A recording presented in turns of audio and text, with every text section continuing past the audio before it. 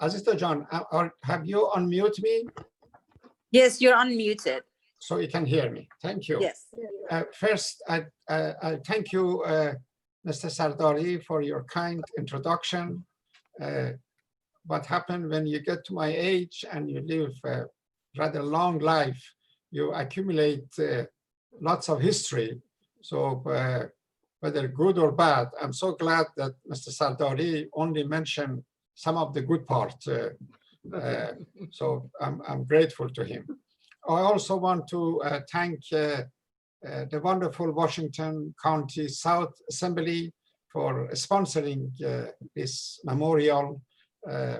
As you know, the House of Justice, in the messages that they have sent about Mr. Arbab, about Violette, and about Doug Martin, they ask the Baha'is throughout the world to hold a memorial in their honor and to also have a memorial in the houses of worship. So this is just in obedience to the House of Justice that we are conducting this gathering tonight. I also want to thank two wonderful ladies who are work hard to put this thing together also. Azita and Tatiana, my assistant, they work on all the mechanical and all the production of the program tonight. And I'm grateful to them also. When I was planning for this presentation, that deals really with the service to the faith. In all the messages that we received from the House about these three individuals, they emphasize the services that they have rendered to our beloved faith. I recall in one of the Mr. Nakhjavani's presentation, he made a very interesting comment, which has been with me all these years. And the message that he shared with us was, don't ask how I can serve the faith. Please pay attention, it's a very delicate point here. Don't ask how I can serve the faith, but ask what does the faith needs to be served. This is a quote from Shoghi Effendi that Ruhi Khanum has repeatedly mentioned it in Priceless Pearls, that otherwise you take the concentration and attention to individual. Who am I? How can I do for the faith? What can I do for the faith? But instead, you put the emphasis on the faith. What does the faith needs to be served and how to be served? And I really, when you think of the life of these three people, it does come to mind that they always figure out how the faith need to be served.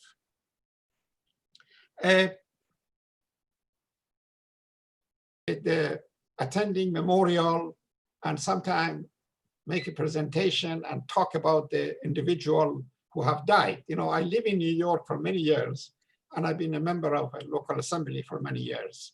So often when the people die or when they get married, they would ask me to come and say a few words and to conduct a meeting.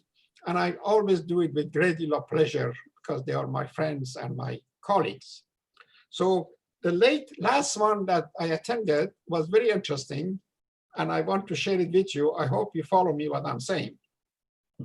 When I entered the funeral house, at the door, as you notice, they handed you a flyers or a booklet that contained the biography of the deceased, also a collection of prayers and writing that is going to be read. So in the front of this flyer or the booklet, there was a picture of this wonderful lady who have died. And then there was a quote. And the quote said, "Death is not messenger of joy." Can you imagine? It said, "Death is not messenger of joy." So I was quite shocked. So I asked the son of this lady, I said, "Aziz, what is this? Death is not messenger of joy. This is really contrary to the saying of Baha'u'llah." I said, "Oh, Hussein John, you don't know what happened. We gave the program to a printer, and the printer figured out we have made a mistake. we really wanted to say that death is not messenger of joy, so he changed it on his own. And instead of saying death is messenger of joy, he changed it, and then under it, he put Baha'u'llah.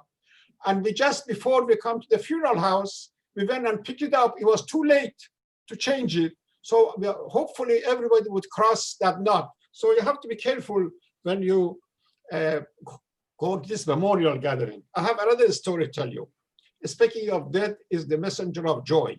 We really should not be sad when somebody goes to Haake Kingdom. It's wonderful for them. And these three individuals, for sure, they are in Haake Kingdom. I'm hoping to see them when I go there, if they let me in. I had a dear friend many years ago by the name Dr. Taraz, Hushman Taraz. He was a chairman of our assembly. He was very good looking. He was a dentist. He was quite a gentleman. Unfortunately, he died. And I was a speaker in his memorial. Now, I tried to be humorous, and I shared this story with them. I told them that Dr. Taraz and me, we had the deal when he was alive, that whoever dies first and goes to next life, to Haake Kingdom, hopefully, would find out if there is a feast, 19 days feast in Haake Kingdom or not. You know, it was just a joke between the two of us. So I told the people in the meeting that Hushman Taraz, who is dead, came to my dream last night. He said, Hossein John, I have a good news and I have a bad news. The good news, there is 19 days feast in Haake Kingdom. That's the good news. And the bad news is that you're going to chair the next meeting. Of course, everybody believed the story. After the meeting was finished, this wonderful woman, Viola Wood, was a wonderful black lady, secretary of our assembly. He came and started to hug and kiss me. He said, Hossein John, don't believe in the dream. Nothing is going to happen to you. You are going to be with us for the next feast and this and that. So I want to know that tonight, this memorial, I would try to make it as light as possible and try, when I talk about the life of these three wonderful people that I knew them personally, I would say that they are very happy that they are up there and they're looking forward to see most of you. So do your best to meet them when you go there. It's also interesting that within the last 2-3 weeks, I have lost personally 5 very dear friends. One was, I don't know if some of the folks in California and other places may remember her. How many of you know Dr. Talat Basari? She was a wonderful lady. She was a great writer. She was a wonderful Persian. She was one of the ladies in Iran who was in the forefront of the woman movement. I think she became president or the vice president of the major university. Tremendous writer. So she died. And then I have another friend that some of you may know him, Saraj Avaragan, who was a dear soul, the son of Sarhang Avaragan. He died. Then, of course, these 3 people died. The way these friends of mine are dying, I'm beginning to feel like I have more friends up there than here. So, because really, I used to talk with them, I used to see them, but now they are up there. So hopefully, I will join them one of these days, and we have a party together. Let me say a few words about Farzam Arbab, my favorite member of the House. Actually, he was born around the same time that I was born, in early 1940s. I'm not going to give you exact year. And the interesting part is that he and I, we went to a school together, elementary school in Tehran. And later on, of course, he had such a distinguished service to the Baha'i faith. And unfortunately, I didn't make it the way I was hoping, because I went to different channel. I started to make money when he was serving the faith, and I went to pursue my education. He got his bachelor degree in America in, I think was engineering. He got the PhD from University of California in physics. Then he decided to go pioneering. He went to Columbia. I think the year was 1974 that he went to Columbia. For 10 years, he was the chairman of the National Assembly of Columbia, And it was during this period that he developed some major enterprise for the Baha'i faith, including the Ruhi program that we are all familiar. What was special about Farzam, because of his scientific training, he was a physicist, he used his scientific knowledge to introduce how this can be done. So after he finished the chairmanship of NSA of Colombia, he became a counselor for many years. Then he became member of an international teaching center. I think that was between 1988 to 1993. And then, of course, 93, he was elected to the House of Justice. My recollection of him is really very delightful. He often would come to New York because of his traveling back and forth. So we have dinner together. And as I said, I went to school with him.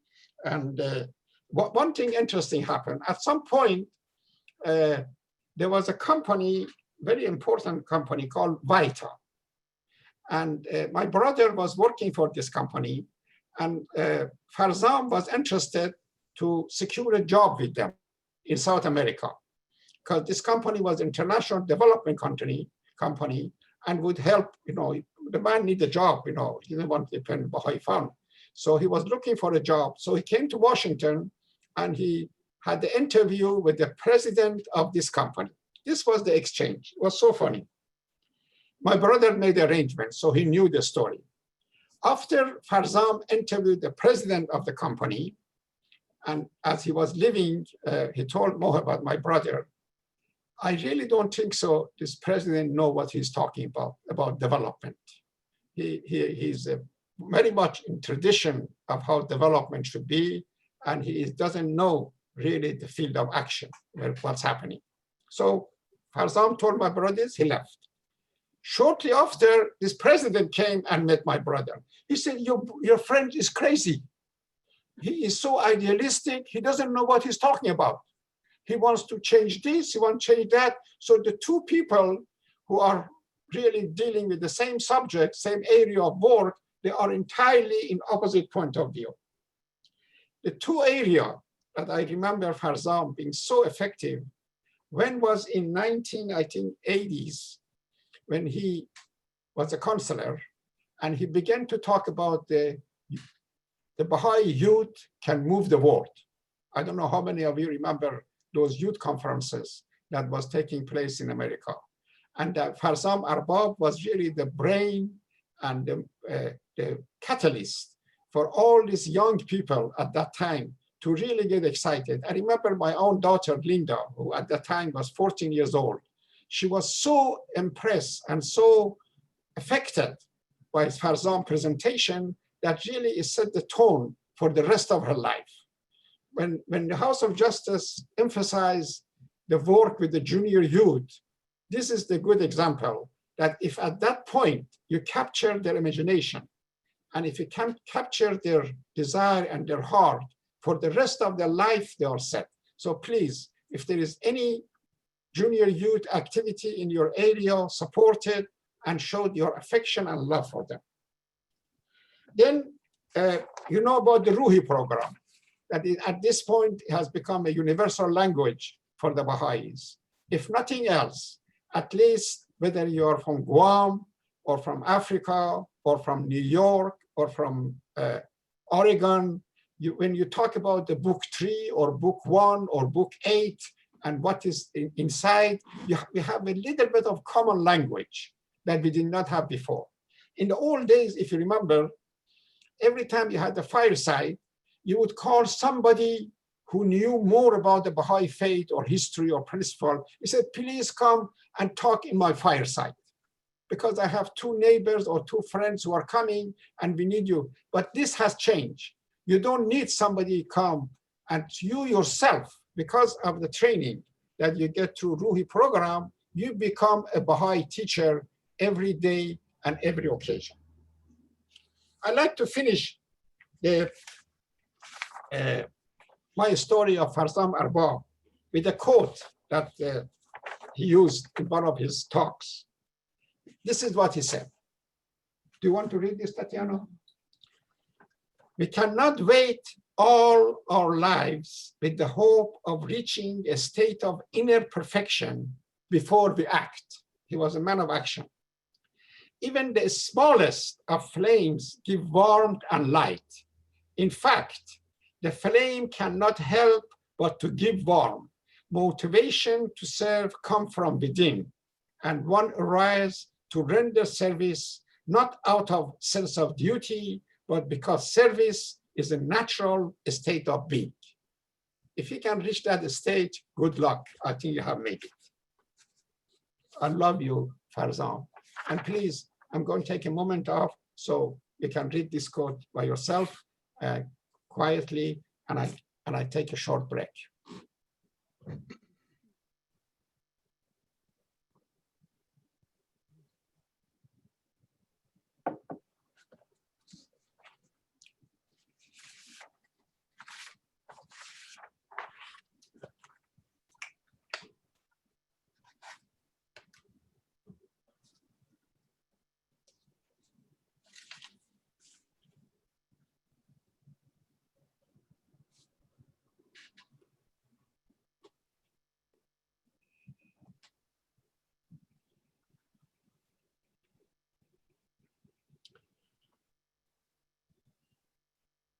Shall I move on?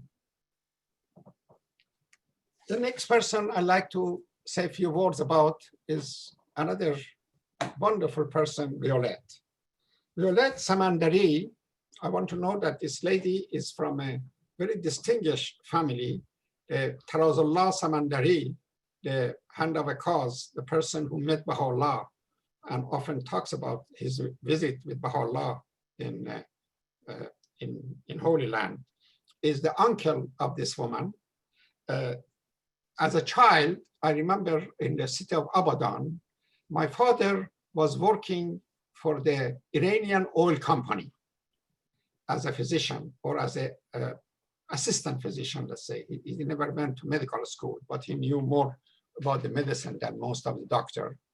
And this lady at the young age, because I think she got her training in London, England, and she was a top nurse, she became the head of the hospital in the city of Abadan. Hundreds of nurses and doctors used to work for her. And it's amazing she had such a high position in that company with a great deal of prestige, great deal of money. All of a sudden, of course, I was not there anymore. She decided to leave and move to America. She came to America, stayed here for a while, and then the love for pioneering and the love for service made her to move to Australia. For years, she was an auxiliary board member in Australia. She became a counselor, and eventually, I think in the year 1998, if I remember right, she became a member of International Teaching Center. And it was there that she really used her training and her experiences to encourage all the people who even worked there. Some of the people who knew her at that time, the young people especially, remember all the lectures and all the talk and all the love that she was getting from this Violette. It's a wonderful interview that my good friend Nisan Naraghi has done that. There's an interview by Nisan in a Baha'i blog. I'm sure, hopefully you're all familiar with the Baha'i blog. It's a wonderful international website.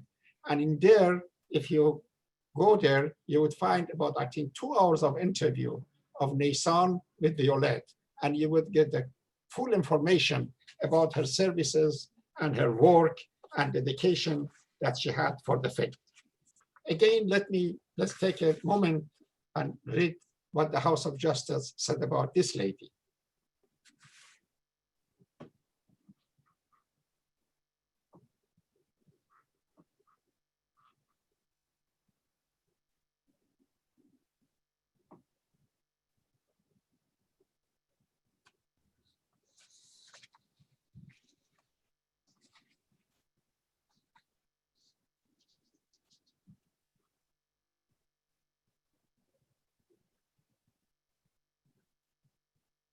Thank you. The third person that I'm delighted to talk about is Mr. Douglas Morton. Douglas Morton was a Canadian, was born in 1927 in Ontario, Canada. Most his life he lived in Toronto. He loved that city. Douglas was a cosmopolitan type man. He was very good looking. He was a type of person that the House of Justice and Baha'i community used to often meet with the governmental official throughout the world. And for many years, I think from 1965 to 1985, she was the Secretary of National Assembly of Canada, doing a marvelous job. He was a tremendous writer. And I remember there was occasion that his book came out. He and a fellow by name Bill Hatcher, I hope some of you remember these names and go and investigate about them. These are the giant of the Baha'i faith in the Western world. As much as we talk about Quddus and Mullah Hussein and Tahiri and all that, that they were at the earliest stages of the faith, what they have done in Persia. These people like Doug Morton are really descendant of those dawnbreakers. And they are playing the same significant role these days that those wonderful people played in the earlier days. Doug Morton came to New York in, I think was 1993, yes. Was it 1985, sorry. In 1985, he came to New York. I knew Doug Morton for much earlier time. There was a time in late 70s or early 80s that the NSA of Canada decided to create and establish what's called Association for Baha'i Studies. And it was Hussein Danesh, it was Doug Morton, it was Bill Hatcher. These were all wonderful souls in Canada, and I think most of them are gone. And then, of course, they got somebody like me in America and a few other people to support the idea financially and intellectually and otherwise to participate in their meeting. So we helped to create the Association of Baha'i Study, and we helped to raise lots of money to buy their center, which is in Ottawa. Then later on in 1985, the House of Justice decided to establish an Office of Public Information. After the revolution of 1979, there were lots of inquiries about the Baha'i faith by the press, television, radio, newspapers. And you know, New York is really the center of the media. And the House figured out that there is a need to establish an office so we can answer all this question and all these requests. So Doug Morton was appointed as the director of the office, and he moved to New York. He stayed here for a while, and I was actually very close with him. We spent lots of time to establish that office. It was not that easy job financially and otherwise. We often, after a day's work together, we go to a fancy restaurant and have a fancy dinner. And I want to know, he had such a good taste of food. He loved to go to a good restaurant, to sit down and order food. One time, I just remember another memory I have this man.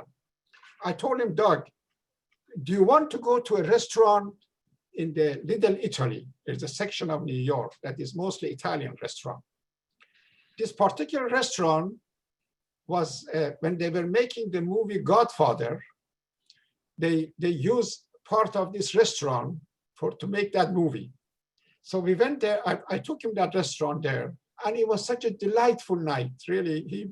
We talk about the movie Godfather, the Italian heritage, the Italian food, and he was interacting with the waiters and the manager and telling about the Baha'i faith and all that. These are my recollection of him. Then there was another occasion I remember clearly when decided that he should move to Haifa and organize this Office of Public Information from Haifa. And they appointed a lady to run the New York office. I went to pick them up from Mrs. Motteda's house in Connecticut and take them to airport so they could flew to Haifa. I didn't realize that they have a big dog that they were going to take with them to Haifa. So of course, I didn't have that much a big car. So it was amazing to have him, his wife, the dog, all the luggages in the way from Connecticut, which is about 50 miles or more to airport. And in the way to go to airport, I remember him and his wife, they were showing so much affection toward this dog because the dog is going to be depressed, the dog is going to be lonely, is going to be in the plane for a long time. And all the discussion was, how can they comfort the dog? So when they get there to airport and he's going to be injected, they usually calm the dog. And they were hoping the injection won't hurt the dog, would not feel the pain. I said, my God, I never get this much attention from my parents or others that this dog is getting from Doug Martin and his wife. He had such a small wife. It was unbelievable. Less than 5 foot tall. He was 6 point something, 6.5, huge, big man. And this little cute wife, she was bossing him around constantly. You never know with this little Canadian ladies. I tell you a story about a dog in the airport. I tell you, that is messenger of joy. The story is not a Baha'i story. The Irish woman go to airport and bring her little dog with her to fly to Dublin. Give the dog to the people because they put the dogs in a special place in the plane. And so landed in Dublin. Then you go to the office and claim your dog. The pilots and the hostesses realize when they get to Dublin, the dog is dead. So they were shocked. What can we do? What can we do? They went. Also remember that usually you put the injection to the dog so dogs go to sleep. So be quiet. So they went and did the dog just like the dog that woman had. And they put in the cage. And so when the woman came to claim her dog, they gave her a dog. She said, that's not my dog. They said, why? You look like your dog. He said, no, my dog was dead. When I brought him to airport, I was going to take him to Dublin to bury him in our family plot cemetery. So you never know what's going to happen when in the way going to airport. The writing of Doc Martin is quite well known. His famous book is The Baha'i Faith Coming Out of Obscurity. I wonder how many of you have read that book. It was a tremendous book. It came out about, I think, mid-90s or late 80s. And it was one of the more profound books that is written about Baha'i faith. I miss these three people. I'm so glad that we talk about them. Remember that we have in writing that when they ask, what can you do for the progress of the soul of the deceased, the advice was that remember them in your prayer, give to charity on their behalf. So we did prayer, we remember them. So now it's up to you to also make some contribution in their name. Thank you for listening to me. Good night. Well, Janab Dr. thank you so much for your insight in their lives and the humor that you brought us tonight. I wish you could tell us more about the spirit of service. As Baha'u'llah says here, the condition of a lover. How someone can become a lover of the blessed beauty. I'm sorry, you want me to answer your question? Yes, please. If I knew the question by now, I would have been a lover myself. I don't know the answer. Anybody else know the answer? You are the lover of the blessed beauty because well, I'm trying. All your life I haven't served him. Because all your life you served him, and that is a state of a lover. Thank you, Mr. Sardari, for your compliment. You're welcome. Maybe we should say some more one or two more prayer, and then is almost, for me, I want to know that I should be in bed by now. I am in New York, and I'm an old man. But for you folks are kind of early, so I hope you enjoy your rest of your evening, and we're going to close with some prayer. Please, just a prayer. There is going to be open prayer after you leave, so we'll continue to pray for progress of this blessed souls. Please pray. Okay. Sure.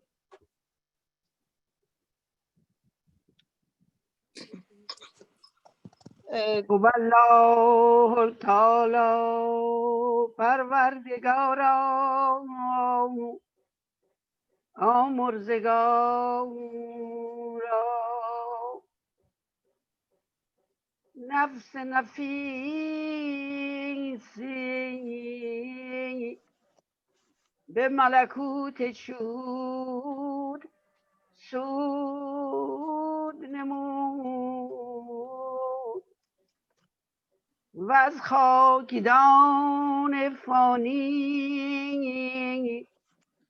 به جهان باقی شتاب و از خاکدان فانی به جهان جاودانی شتاب